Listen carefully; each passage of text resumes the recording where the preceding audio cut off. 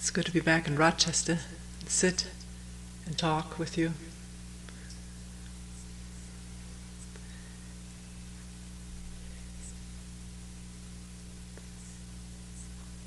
Every time I've met someone since we've been back,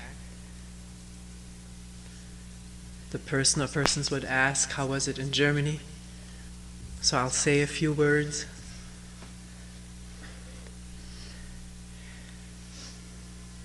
It was very good. Very invigorating weather in the upper 50s, lower 60s when it got warm. Rainy and a tremendous amount of green growth everywhere. The group in Hamburg is very small. They have newly incorporated as the Zen Arbeitsgemeinschaft, which is in English, Zen Work Community.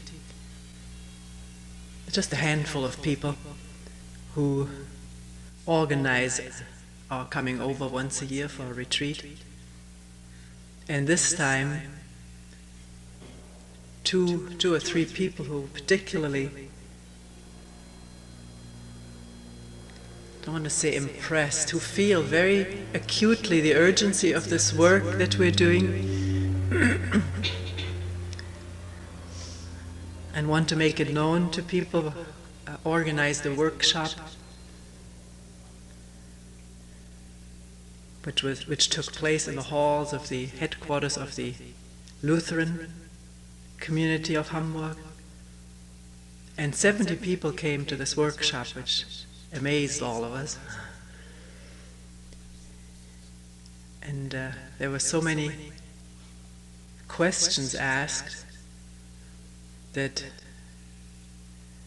it just went way over time. At a certain point, around 4 o'clock, we just had to break it off. Almost exhausted from answering questions. And not just, the people were responding to each other. It was amazing how a group of 70 people could be have such a togetherness in questioning. 2 people from that workshop signed up for the retreat, which took place a few days later in Roseburg, which is a small village about an hour's car drive east of Hamburg toward the Kiel area. One drives through beautiful countryside and is not far from Berlin. It's the last train station before the train enters the Eastern German zone and then proceeds to Berlin. 3 people from Berlin came to the retreat and said it was the fastest that they'd ever gotten through. There was no hassle on the border.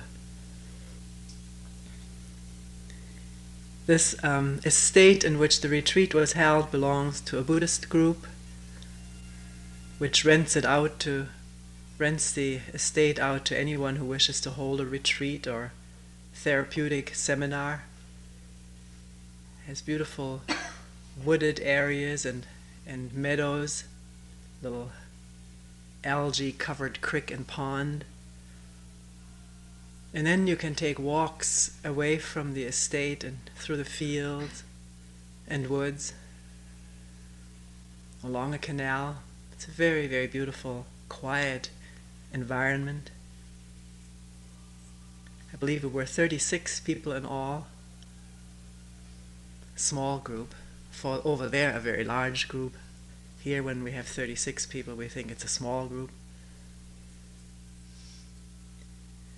Quite a number of people come from Sweden, where they're also about to form a sitting group, so that they can get together at least once a month or once a week. That's all they do in Hamburg. They get together once a month for an all-day sitting and once a week for a regular evening sitting. And the people who come from Cologne said there are about 8 of them quite regularly sitting together, so they're about to rent an apartment so they can have a fixed place to meet once or twice a week. It's so nice to see small groups evolving, not to see groups evolving, but it doesn't have to be a huge mass of people. All it needs is a few people who are very seriously interested, and then something happens. It's bound to happen if people are seriously interested, because they bring it about.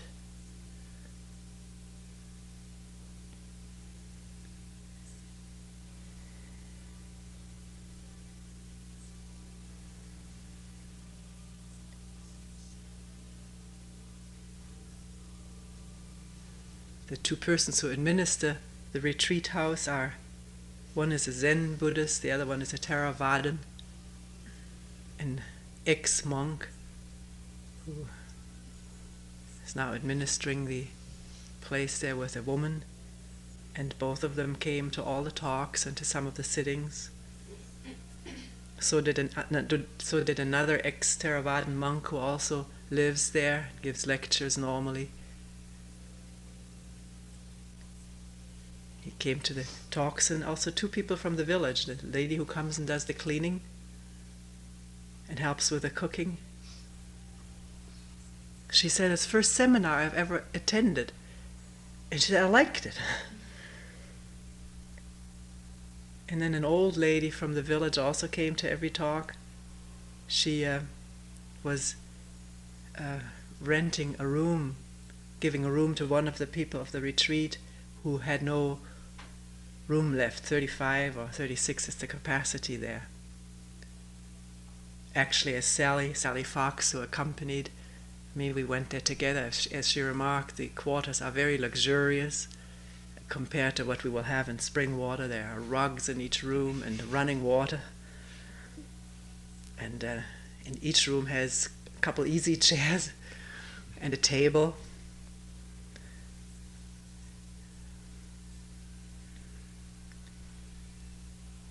Very nice facilities, very solidly built. When people build something over there, so far they build it very solidly.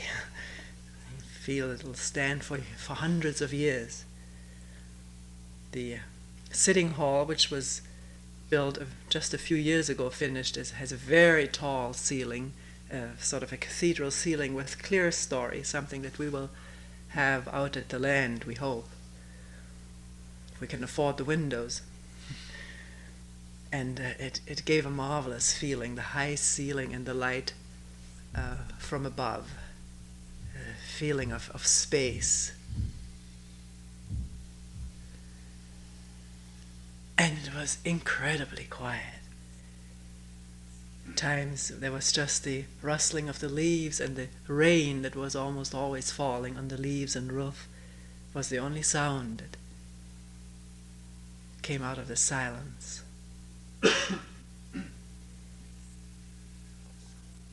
Back here, taking a little walk yesterday, I was amazed to find the fence torn down between these two properties, and just some trees spaced there and earth worked up.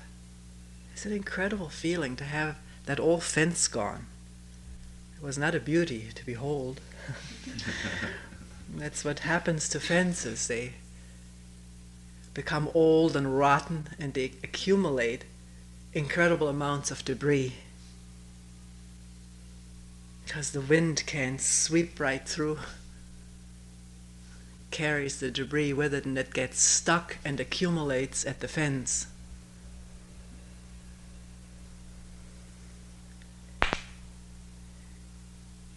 Gives a completely different feeling of openness, neighborliness, to have these spaces. And one wonders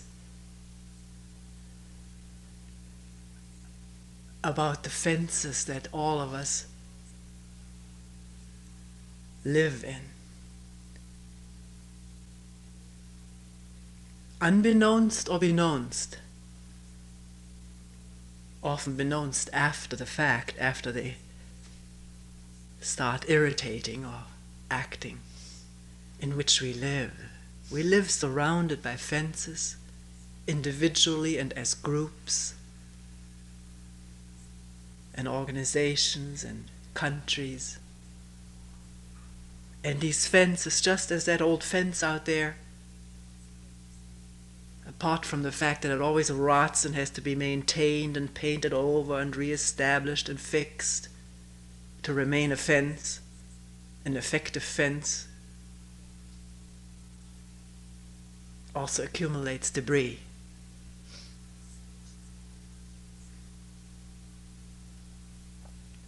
Does one realize that one lives surrounded by fences?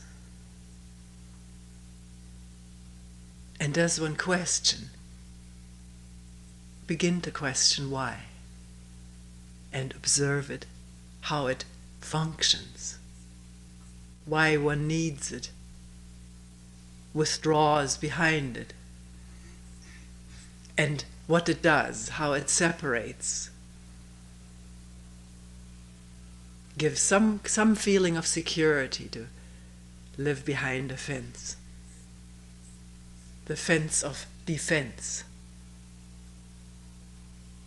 And yet at the same time there's the pain of separation. The difficulty of reaching through or over a fence. One scratches oneself in the process.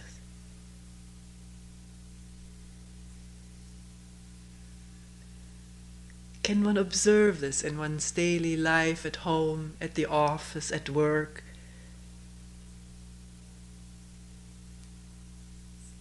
Alone and with people, this existence of the fence. It becomes most obvious in our relationship with people. When one gets hurt and defends oneself, or withdraws, thinks I knew I shouldn't be in contact with people, it brings me a hurt every time, so why do I do it? Let me just stay behind my fence. And then the hurt continues along a new direction. Hurt of isolation, the pain of loneliness. And then the new ideas, people don't like me, they don't care for my company, they like others better. All fences around fences around fences. Around what? What's in the middle of it? What's the core of it? Look at it, question it so thoroughly that it'll come into view what it is that one defends.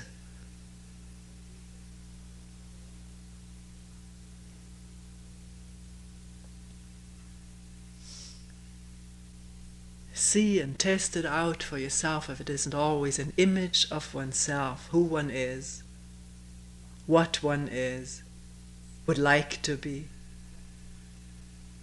how one would like to be seen by others.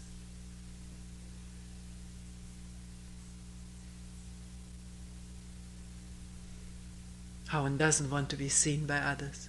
The tremendous conflicts and problems that arise from this image. And then the need to protect it, so that it continues. For what? For a security that is no security, that it has to constantly be mended and protected, established.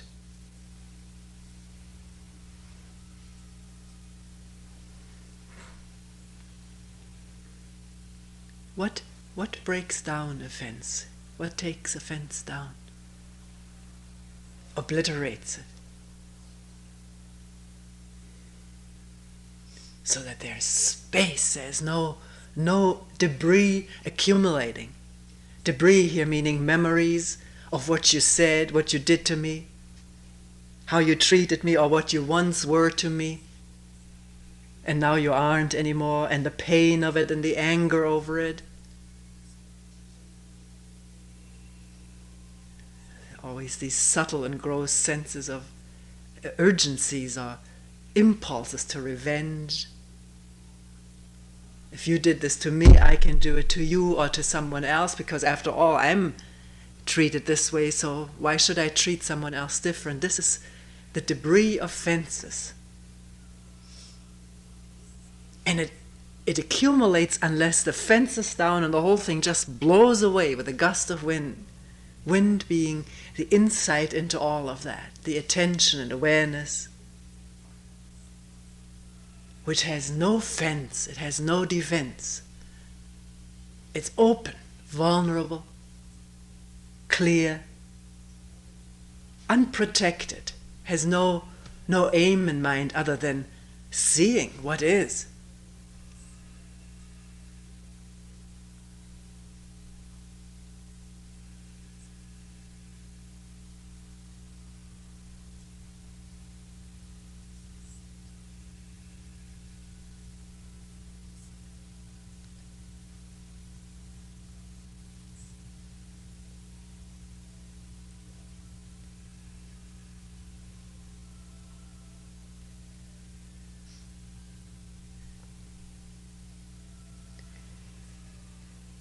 There's a koan I was going to talk about today.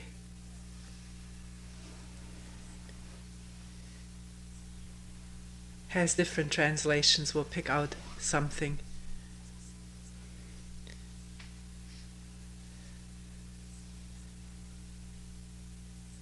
A teacher said to the assembled people,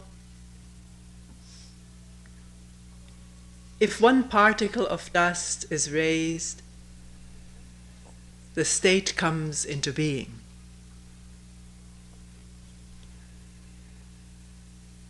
If no particle of dust is raised, the state perishes. If one particle of dust is raised, the state comes into being. If no dust, no particle of dust is raised, the state perishes.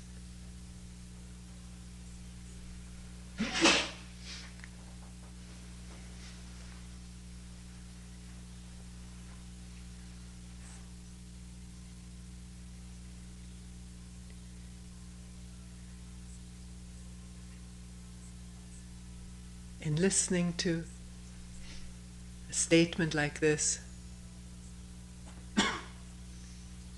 how does one listen? Usually with all one's preconceived ideas about koans or the wisdom of them. Words with one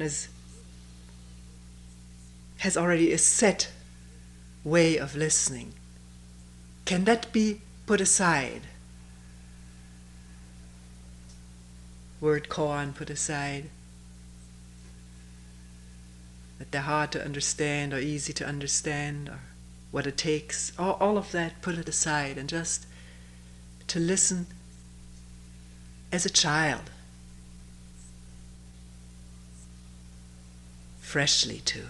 If one particle of dust is raised, the state comes into being.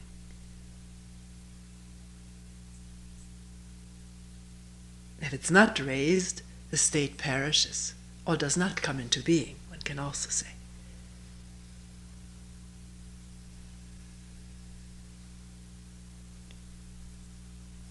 Can one approach a statement like this not knowing, as a first step, not knowing even what dust is?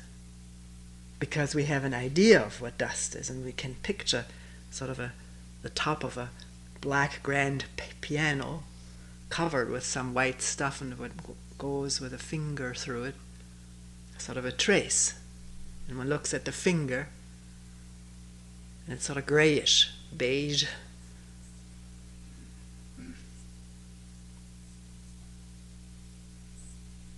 One has attitudes toward dust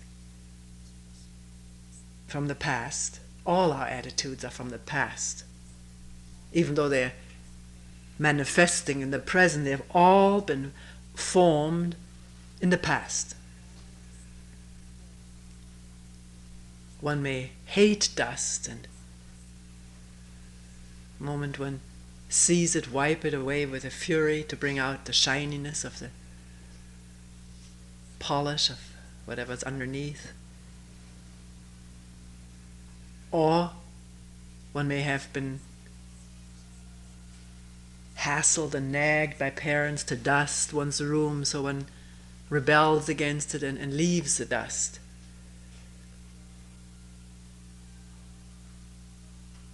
Or one is totally indifferent to it. One is so occupied with things in the mind that one doesn't see it. One doesn't see it in any of these three cases. Anyways, it's has something conceptual about it. What to do with it. Get rid of it, leave it, or not even see it.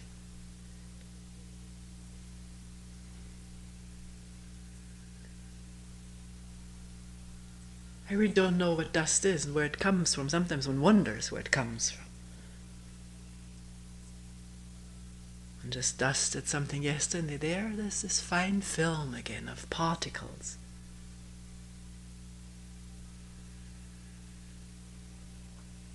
Have you ever tried to raise, can one raise one particle of dust? I don't know if it's possible. You put your fingers in and you've already got, I don't know how many particles on the thumb and the first finger. Or this, what is this called? This index finger.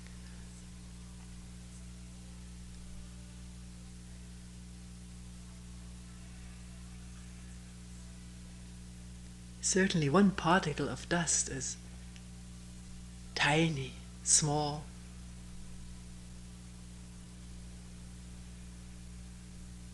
Hard to see, hard to really see clearly.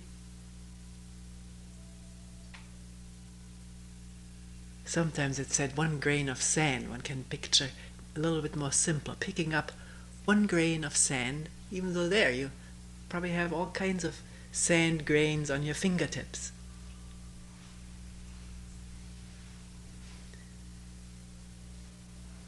What does it mean to raise 1 grain of dust?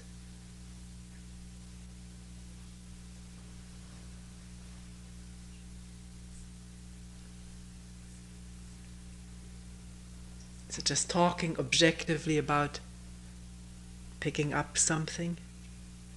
Or are all these statements really concerned with a human being looking into the mind, understanding the workings, the functioning of the mind and body, which are not two? So in looking at this mind,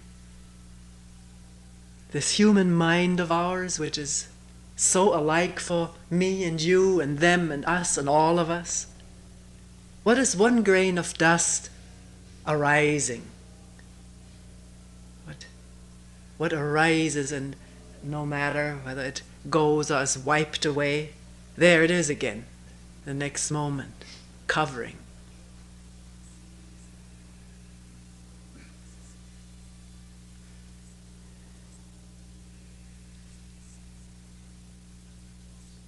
One thought arising in the mind, and the state is raised, and the state comes into being.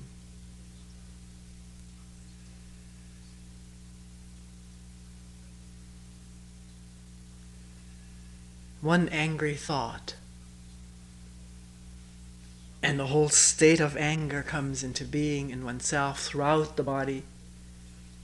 We've often talked about it, but talking about it isn't the important thing. The important thing is to realize it as it happens, without any bias or prejudice for or against anger. Then neither the dust nor the state can be actually seen for what it is in life, in actuality.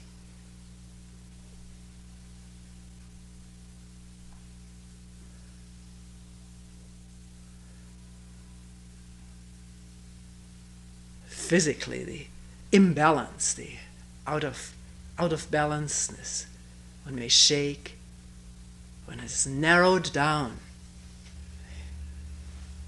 cannot think about anything else. The anger predominates the whole body mind. doesn't hear the birds,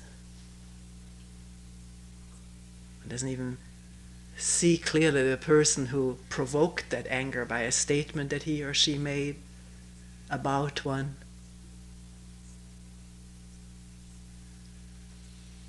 And it's a tremendous energy comes up.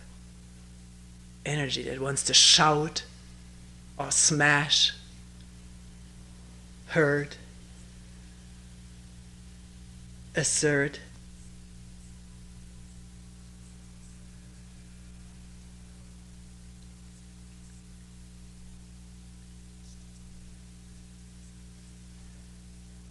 And the more one thinks about it, the more the state is maintained.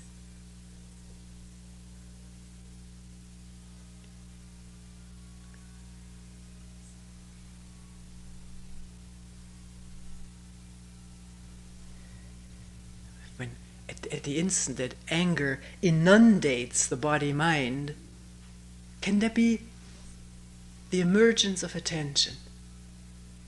Is that possible? You could say it's impossible. That's what anger is. It's just inundating. There is no attention, or else there is no attention, or else there wouldn't be any anger.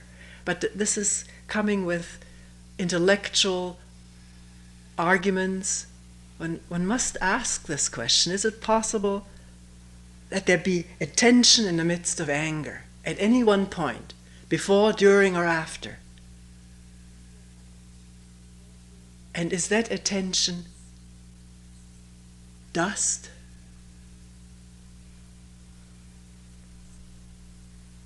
Or does it reveal the dust and the state that comes into being? You know how it is with a ray of sunshine coming through a room? How the dust is revealed that's there in the air, one hasn't even seen it before.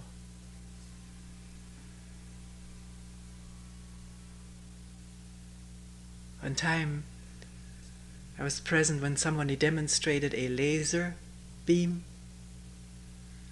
He was producing a holograph,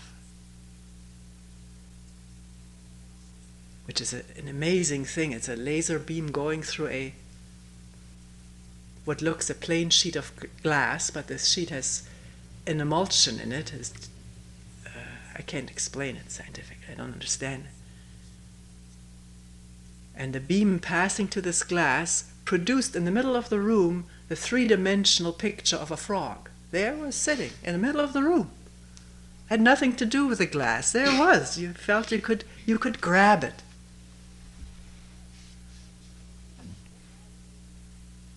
But what was just as amazing as this frog there, which was, I don't know what it was. It wasn't wet and slimy. It was, you felt there was nothing. But just as amazing was how the dust shone up. I've never seen anything quite so beautiful. It was just like silver, bright silver stars swirling around. You couldn't possibly hate dust at that moment. It was so clearly revealed and shown for what it was. That. Couldn't call it dust anymore. And that happened with a light beam which is intense. Laser is intensified light. And attention is intensified energy. Energy which doesn't squirt and splurt and dissipate in all directions. Listening to this, talking to that, reacting to this and reacting to that, constantly in action. It is the collection and intensification of energy in quiet listening and attending. And then one grain of dust may show up. One thought flitting through the mind, a thought of anger or sadness or hatred. Or goodwill.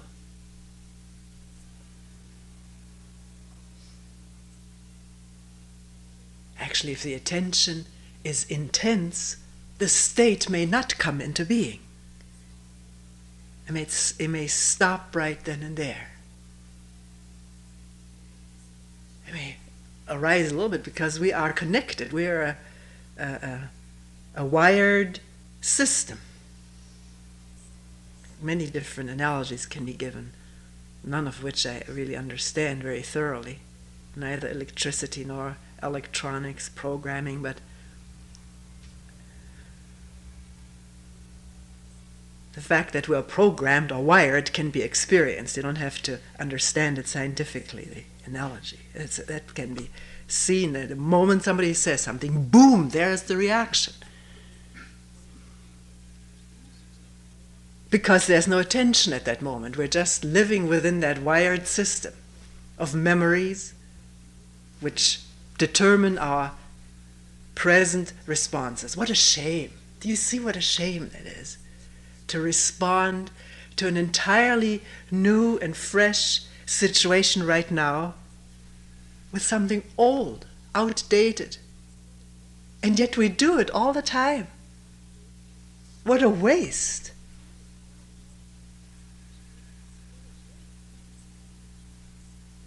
And how dangerous. Because we don't see and respond or not respond out of seeing what is happening now.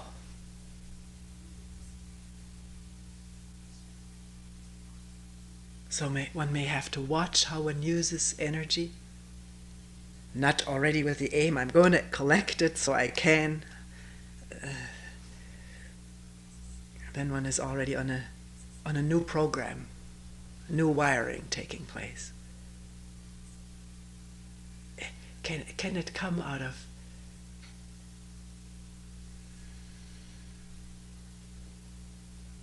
this a genuine concern and interest in human beings, of which one is just one of them?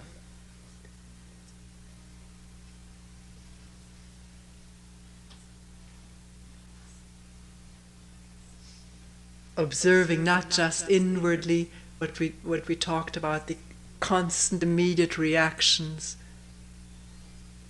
which are so blind, so barring of any true relationship between people, but also observing what goes on in the world.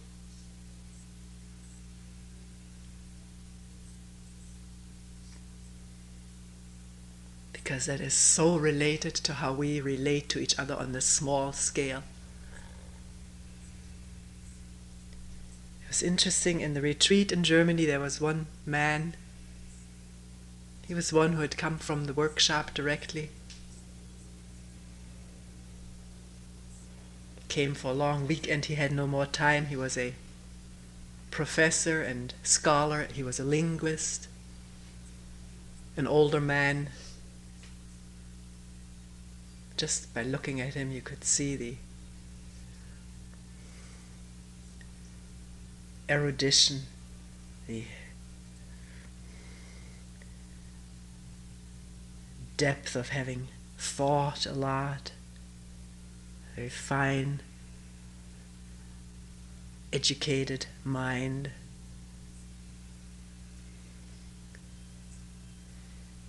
He was writing a book.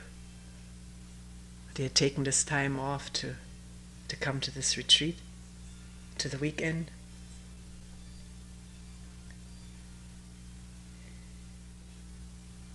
Actually, he had been in this country 3 weeks very recently before then. He had been to a Zen center west of here. From what he told, a very strict Zen center, very strictly enforced sitting rules, very early, getting up 2:30 in the morning or something like that. All the sittings were required, and he said he couldn't fathom. He was surprised how, with no imposition of sitting rules, why everybody was there in the zendo. Found that amazing. Seemed to rattle at one idea that you have to have discipline in order to do this thing. outwardly imposed discipline. But in talking with him, he had been quite taken by the Buddhist forms that prevailed at that center where he had been for 3 weeks, his first 3 weeks at a Zen center. And he felt I was too worried about what participating in ceremonies would do to people. Wondered why I was so worried about it, that this need not happen, that a person becomes trapped in it, and in just pointing out what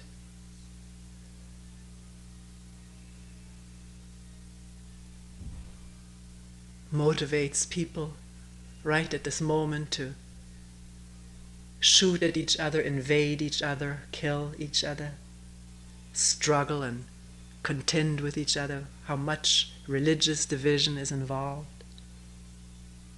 Not just in the Middle East or Far East, but in Europe as well. He immediately responded, "Oh, that's politics. Let's leave politics out of this."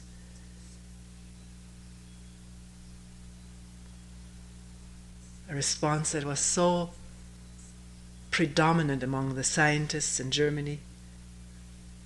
Personally grew up in a family of scientists, and all our friends were scientists, and there was this atmosphere of keep hands off politics. It's a dirty business. We do our thing here in our little compartment, and as long as we don't do wrong, nothing will happen to us. The unwillingness to look at what is happening in the world with clear eyes, and therefore the atrophying of thinking, not being able to think clearly and think something through about what is going on in the world, and whether this by any chance may have something to do with the way I relate to my friends and acquaintances and co-workers. The fences. We cannot just look inward. I have to look outward. There are all our criteria. What happens in the world is what we have created and are creating. Our ancestors have helped in it too. But here we are. What are we doing to stop that? Agony, strife, contention, opposition, battle.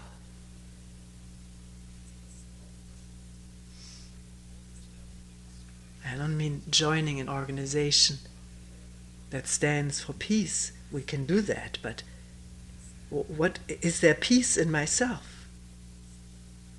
Has hatred been resolved? Are the fences down? So no debris collects within memories of what he did. Long ago, I will never forget it. Every time I see him, there is that memory image superimposed upon a human being who may at this moment be free of that. Changed his mind. We don't know.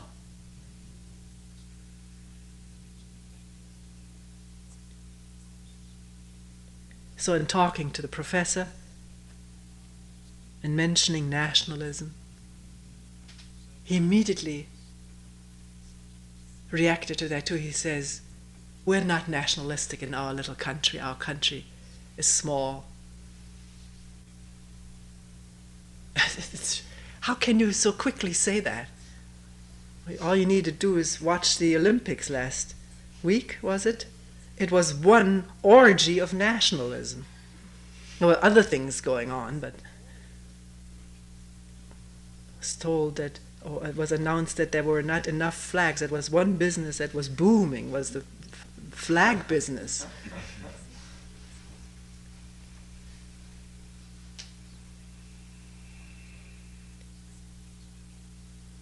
And mentioning to the man how a country where people I talked to English people who had said nationalism is a dead issue for us.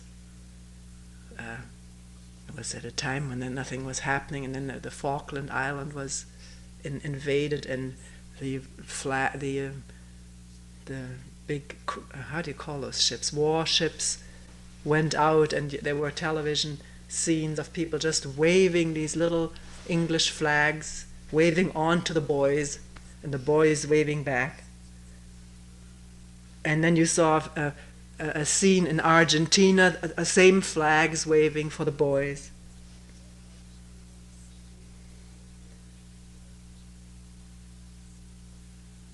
Over who this island would belong to. And this man said, well, our country is too small, it can't afford to get into a war. Well, this is, again,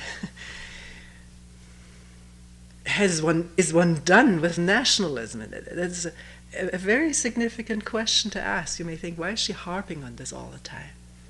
But it was quite, I found this quite amazing to see what the Olympics aroused in the people, and is still arousing as these red, white, and blue clad athletes are traveling through towns in these motorcades.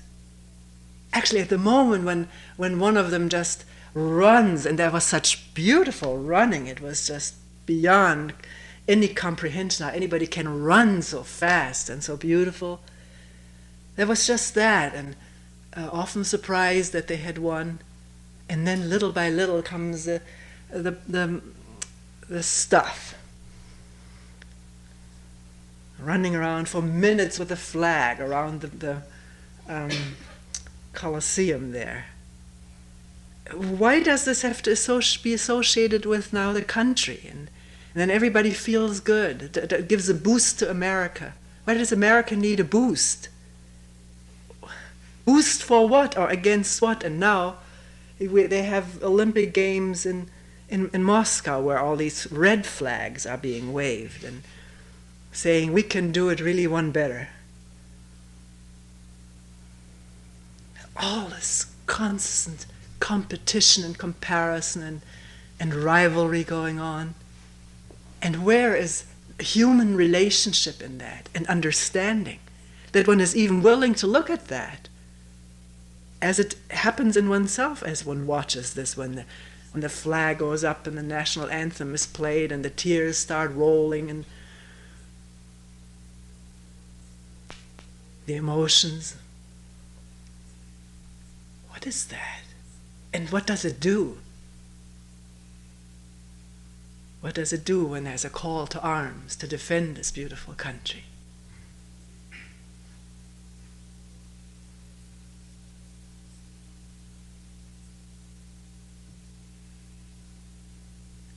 I was interested to find in talking in Germany to some people who are seriously thinking through the possibility of Russia invading and rolling over the continent and living with that, rather than having these nuclear missiles placed there, which would be a sure annihilation.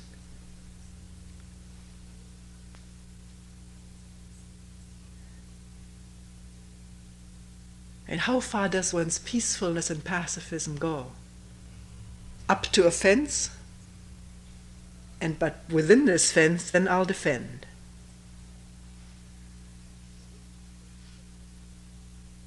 Or will one never lift a weapon, no matter what?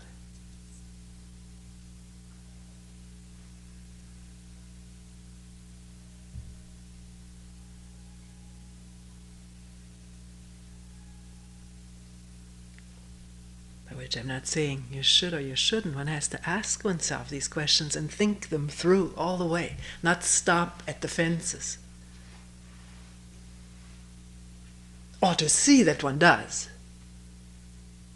To see how we think and talk and act and work and live and love with a mind that is unpreoccupied with conclusions, prejudices, biases. It's just clear, light, looking.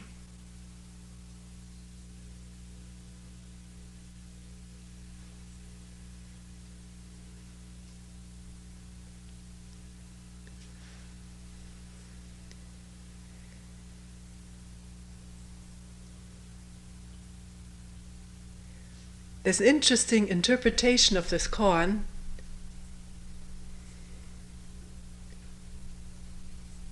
It may have been how it was meant in the first place, because it has a foreword about the teaching of the truth, so the raising of a grain of dust refers to teaching truth, the way, whatever that is. And this grain of dust, in this case, is likened to teaching. Raise one grain of dust and the state comes into being. If it's not raised, no state comes into being, or the state will perish. This particular interpretation I'm taking from Windbell, which publication of Zen Center, San Francisco, spring '84, and it happens within a long talk by Shunryu Suzuki, 1971. I'm just taking 2 paragraphs from this talk about this koan.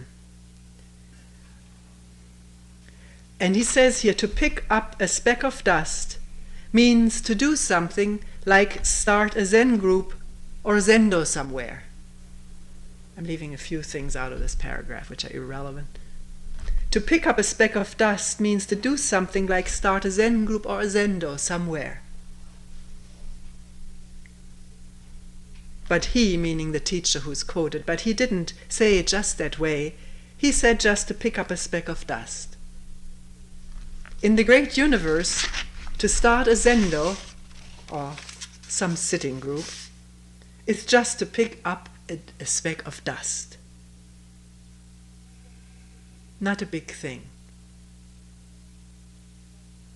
It may be just a small thing. But nevertheless, if you don't do it, nothing will happen. Many Zen students come to Zen Center to go to some other center, or go to some other Zen center. Is this something meaningful or not? If something good happens, at the same time something bad will happen. Most likely, if one good thing happens, 10 or 12, or more than 20 bad things will happen. We'll talk a little bit about this. This is food for talk.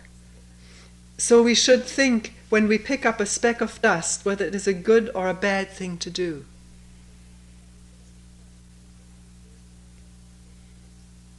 But if you don't, nothing will happen. This is also true. So what will you do? Will you pick up a piece of dust or not pick up a piece of dust? Or will you leave everything as it is without saying anything? You read this once more. To pick up a speck of dust is to do something like start a Zen group. But he didn't say it just that way. He just said just to pick up a speck of dust. In the great universe, to start a Zendo is to pick up a speck of dust, not a big thing. It may be just a small thing, but nevertheless, if you don't do it, nothing will happen. Can't say this with complete certainty, obviously, because this would mean anything that will ever happen will grow out of a Zen group being established, and that would be a very dangerous statement to make. Dangerous because it immediately becomes exclusive. With all the state that comes into being there, we belong to this exclusive thing, which, even though it is just a speck of dust, will admit that. May even be sort of a feather in one's cap just to call it a speck of dust. Not really seeing it as that. But then to feel poor people who don't belong to one. I must proselytize or missionize to get more people to come to this thing, because if they don't belong to this thing, nothing will happen for them. One thinks along those lines, or does one? One has to observe it and see what thoughts, lines of thoughts and thoughts do to the mind, to the human mind, as represented, for instance, in oneself.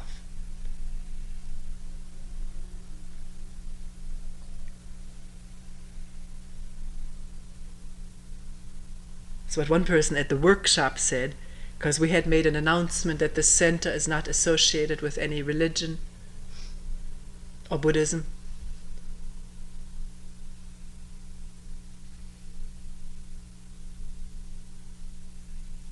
Actually, one woman got up when she had raised her hand to ask a question, and when it was her turn to speak, she was very angry.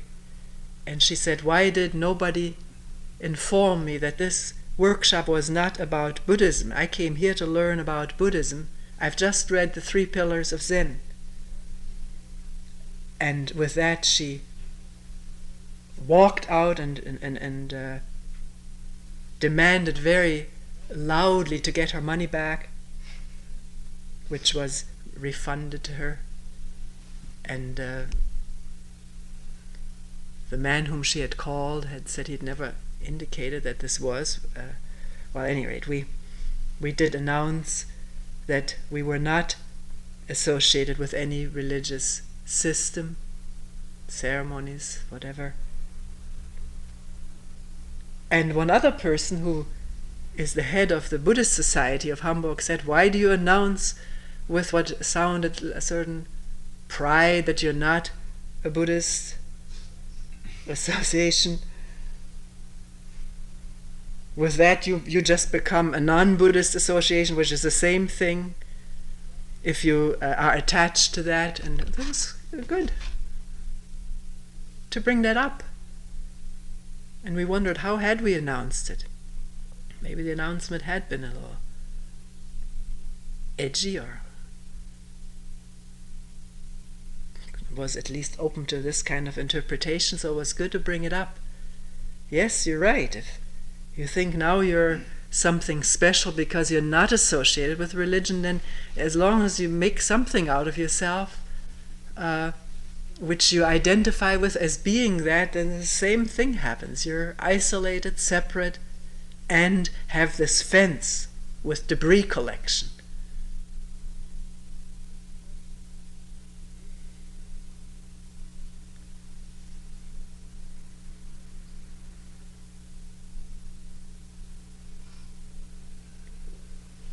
So what is one's relationship with this group? One needs to examine it from day to day.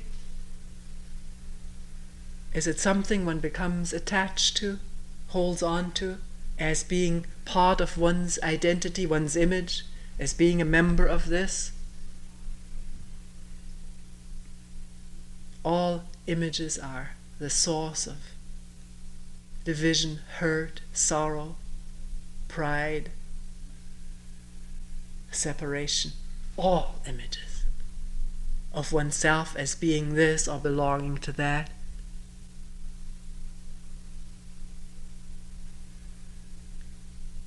So if it happens, can it be seen instantly or at any time and aired out, irradiated with laser light?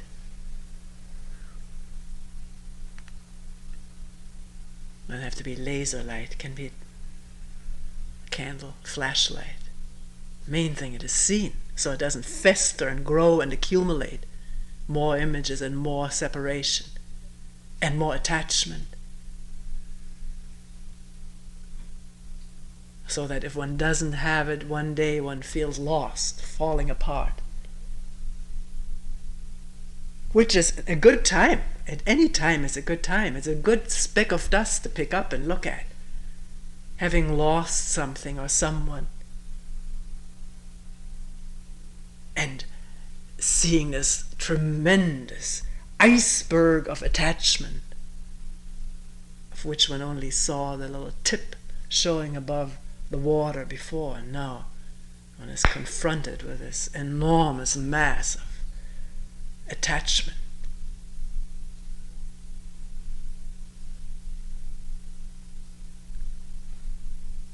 Or the destruction of it.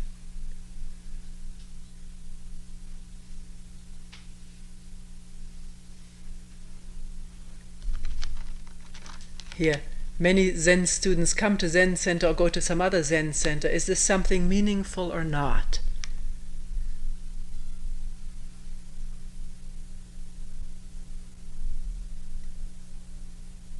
To see why one comes, and not to have already an idea why what shouldn't be the reasons for one's coming, and therefore one doesn't look. It may be why one really comes, to belong.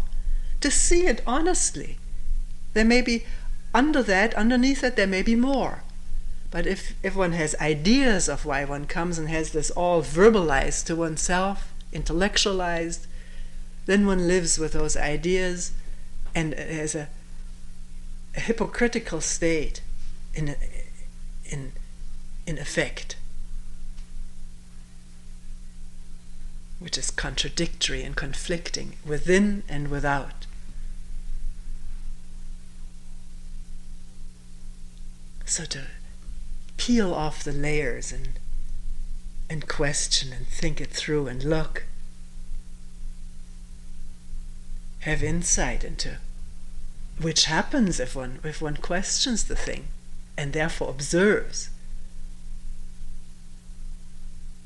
and gathers energy in an observation because it's important to one to be clear about what one does and why one does it. Not immediately condemn what one sees, then the light is turned off and the program runs. I should really be here for no reason, for no purpose. One can say that and say it to others, but it's not true. One must watch why one is here.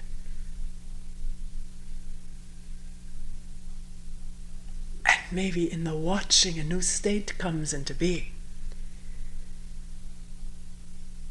It has nothing to do with one's programmed motives. Attention has no motive, it's attention. Awareness. A German word for awareness is Gewahrsein, meaning, it's hard to translate, but wahr means true. To be in the presence of what is true. Not truth as an ideal, but the anger is the truth of the moment if there's anger. That's so. Gewahrsein, to see it as it is. With a mind that doesn't see it as it should be. Suppressed, controlled.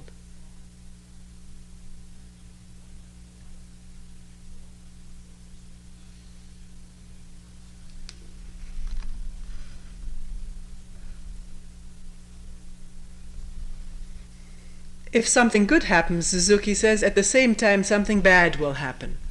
We've all been through this, and we're all going through this all the time. Founding an organization, maintaining it, and now building a place in the country.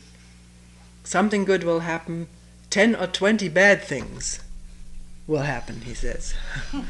The road washed out, over the creek, part of it. And immediately one thinks, well, how is this going to be in the wintertime? And I told you so, you shouldn't have, and stuff like that. Should have taken a piece of land which didn't have a creek, or be closer to Rochester, then you wouldn't have had this problem. There are all the time problems coming up, problems for people who are more tied to the city. I don't just mean attachment-wise, but work-wise, family-wise. What will happen to us? This lease runs out. This lease runs out, and it's just that we want to get out of here. We have to get out of here. In spite of this nice new fenceless, the driveways never looked so beautiful before. Now we have to get out, which is all right. We'll find another place, maybe an apartment. I don't know. If people here feel we have to have a Zen center going in the city, then we'll have one. There's no question about it. I'll be here. Not all the time, because people also feel there should be a center in the city, in the country. People in Germany, incidentally, were very interested in this place we're building in the country, quite ecstatic over it. Many of them want to come there for a while, come to retreat and work there. They can make it money-wise. The dollar stands so high right now that the mark dwindles once you start dividing it. So it would be very expensive, and people over there, just as here, are busy. But there's great interest and no question for people there, obviously, why this is in the country. This is no question. Of course it's in the country. Who wants to come to Rochester city? If you live in Hamburg or in Berlin, you want to go to the country for a retreat or for a month or 2 months. One person mentioned 3 months. 2 people mentioned they may come on staff when they retire. 2 older people like to buy a piece of land and retire there and be part staff. So you raise a grain of dust and all kinds of states come into being, good and bad. Can one see it largely, spaciously, openly, not from the narrow vantage point of one's own advantages and disadvantages? This is how we usually look at things. And with that comes great irritation. We hurt ourselves with it because we're constantly involving our bile and liver and all these organs that are involved in frustration. The heart and the muscles get tense because we look from such a narrow point of view. And from that narrow point of view, almost nothing fits. Very few things fit. That's why it's so difficult to get through life. If one is so ensconced in one's little cell of self-interest, self-advantage, self-concern. Not that some of those concerns aren't very real and need to be faced. But in facing things like how one works with others, is one just enclosed in one's own self and memories and images? Or can there be, at least at times, a complete dropping of all of that debris so that one can also see where someone else stands? He stands in the same debris. And that's why we constantly collide. It's a debris colliding universe. Can one free oneself from that? Do you see how marvelous this would be? Just even as a concept. So one needn't collide with anybody. One goes along, one drops. Of course, the immediate question is, would I be a doormat then? Where everybody walks over me. If there's no clouding of the eyes and of the mind with self-interest and self-concern, then one sees if one is being exploited just for the sake of someone else's ego, and one can very simply and friendly say no to something, or go along with it if the issue or the situation is larger than this one person who is so stuck in self. One understands stuckness in self because one has been through it time and time again. One may have just been through it and has just dropped it. Opened the windows and broken down the fences for the air to flow through.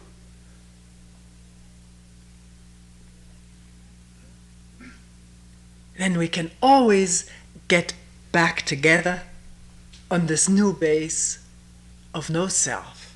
And then we can really cooperate. Up till then, it's not cooperation. It's just sort of a adjusting of self-interest so as to avoid maximum collision.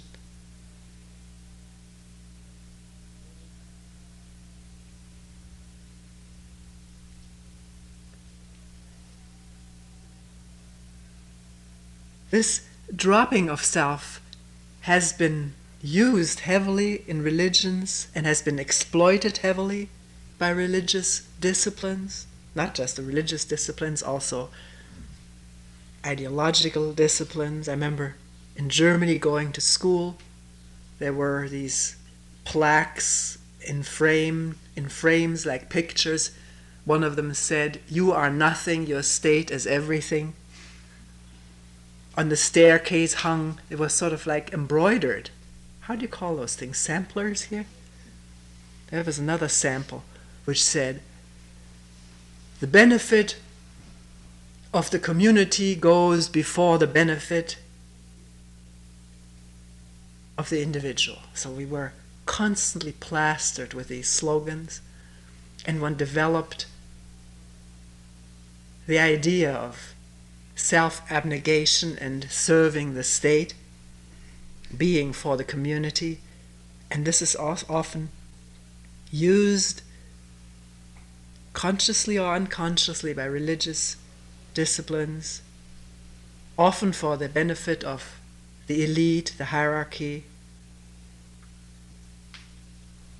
the leader in charge, to tell the congregation or the followers everything is ego, drop it, and work for the good of the center or this ashram or whatever.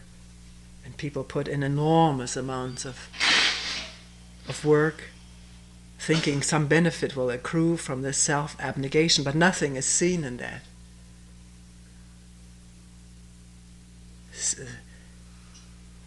The fences, the me, the images have to be seen and detected, not controlled before they're understood. Because working together in love and wisdom and intelligence comes out of understanding oneself and others, not out of imposing discipline and rules upon oneself and others. That becomes a heartless, hard, maybe efficient up to a point system until it breaks down.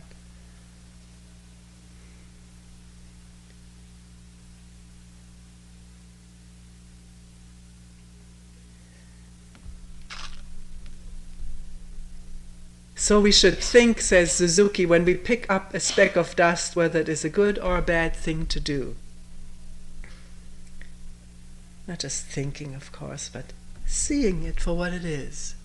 The anger, the self-interest, the enthusiasm to go ahead, to work together. See it instantly and move on. Not just hover on it then.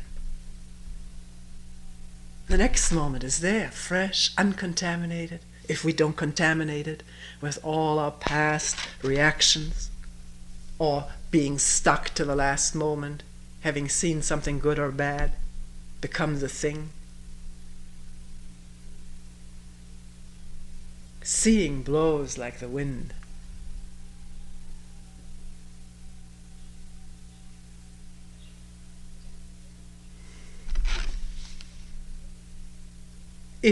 But if you don't, he says, if you don't pick up a speck of dust, nothing will happen.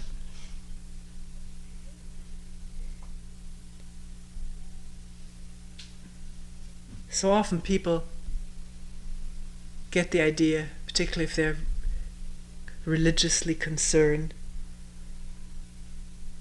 with enlightenment or salvation, sin, ego. The best thing would be for me to remove myself from this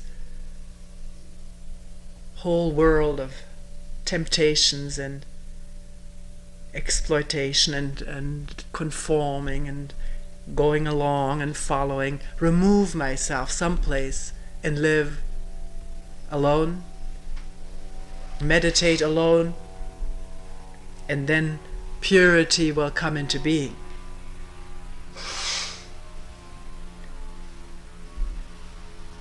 But what removes itself by going into solitude or wherever one goes to is part or a part of this human consciousness. It is nothing else but the consciousness of this whole world, which reveals itself most clearly in relationship. Because just because one lives alone doesn't mean one has put aside or dropped competitiveness, anger, hatred, striving for achievement or attainment. On the contrary, one may want to have the supreme attainment being alone, striving alone without the interference of people who just make me nervous.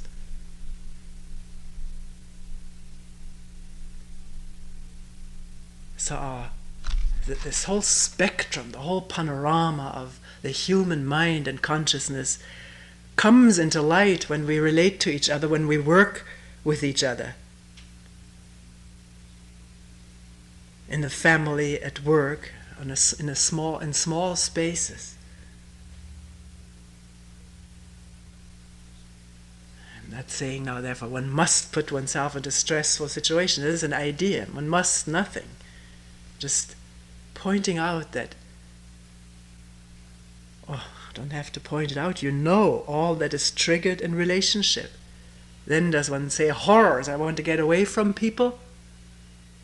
Or does it challenge one to see whether one can be with people out of a deep sense of quiet and listening and being there without immediately reacting for or against? Or if the reaction comes up, it is seen, and even though the body does not come to calm very quickly, takes quite a bit of time, but the mind has seen it and is free of it, and is now with what is still vibrating in the body as tensions arouse. And since he's talking here about founding or establishing a center, it's an interesting phenomenon, a center where one can sit together, be with people, and yet work alone. Of course, if one is on staff, one works very closely with people. And the difficulties become at the same time the challenges and the opportunities.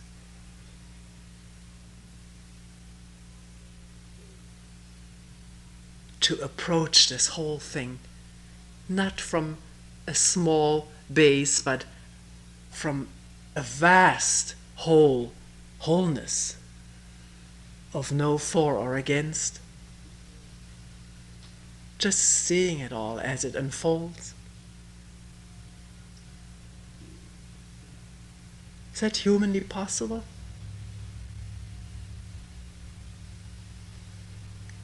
Each one of us must answer this for himself.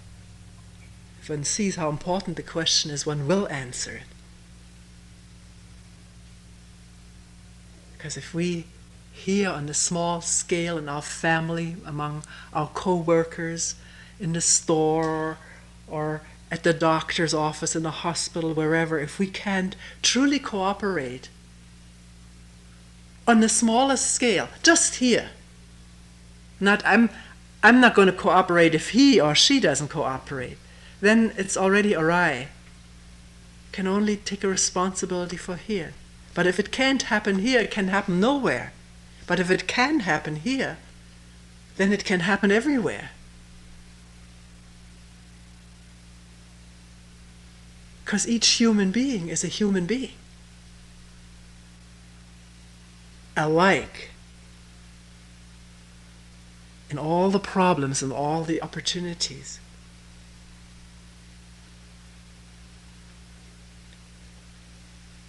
In just talking, this reminded me of another fallacy that we so often get trapped in, which is thinking, if the others don't do it, why should I do it?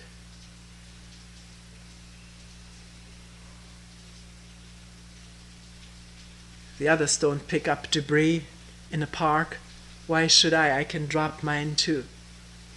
Which means more and more debris.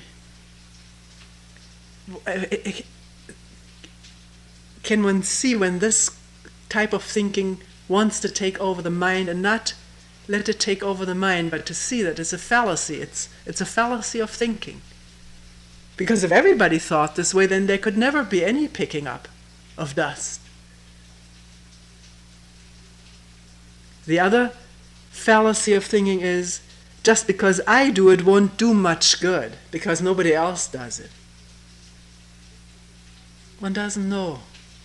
One really doesn't know what the effects are if one human being picks up and illumines dust and the state comes into being.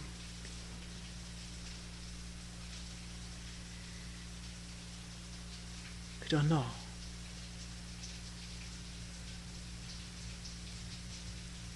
What is a fact is that human consciousness is one whole. It's not 10 billion little consciousnesses. It has developed over thousands and thousands of years. We know that. We can observe it by observing ourselves and others in action. We're the same.